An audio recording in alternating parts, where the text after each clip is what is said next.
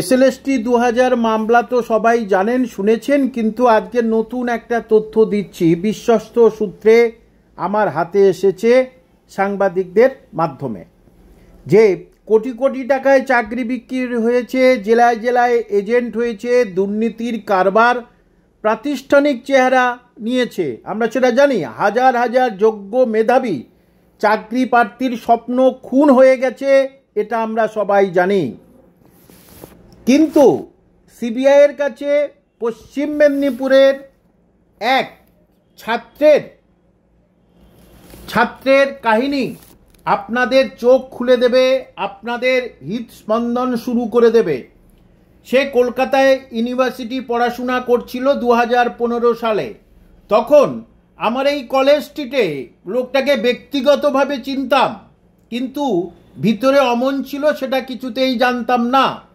চিনু হাজরা, তিনি তার সঙ্গে একটা ছেলে আলাপ করে দিয়েছিল। সেই চিনু হাজরা কি বলেছিল, আমার সবার সঙ্গে সম্পর্ক আছে, সবার যতজন আছে সবার সঙ্গে সম্পর্ক আছে, উচ্চ প্রাথমিকের চাকরি তুমি 8 লাখ টাকা দাও তোমার হয়ে যাবে, এবং আমার বস আছে সেই বসের কাছে নিয়ে যাব, তুমি যদি ও বলছে আমি অত কি করে জোগাড় করব, আমি তো গরিব। ছেলেটির নাম শেখ সালাম, বলে দিলাম শেখ সালাম, সিবিআইয়ের তথ্য থেকে নেওয়া। এবং বসের কাছে নিয়ে গেল, সেটা কালীঘাটের কাকুর কাছে সে কিছু টাকা দিল। দেওয়ার পরেই তারপরে বলছে তোমাকে পাস তো করিয়ে দিলাম, কিন্তু বাকি টাকা না দিলে তোমাকে ইন্টারভিউয়ে আর ডাকা হবে না। সে কিন্তু পাস করে গেছে, চিন্তা করুন, পাস করে গেছে, কিন্তু টাকা জোগাড় করতে পারেনি।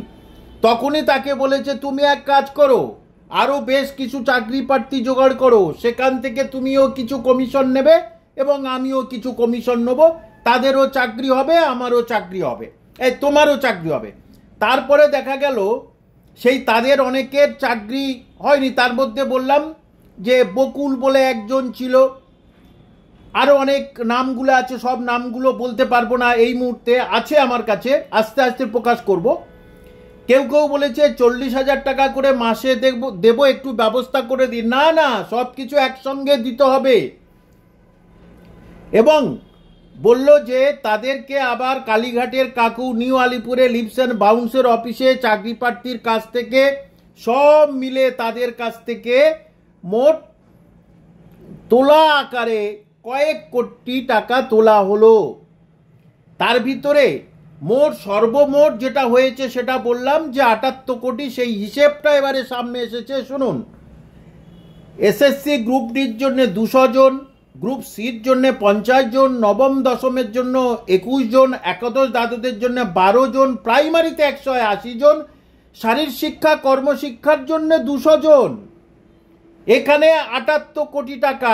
এছাড়া আপনারা জানেন সেই কুন্তল আছে, আরো অনেকে আছে, তাদের কাছ থেকে কিন্তু আরো অনেক টাকা তোলা হয়েছে।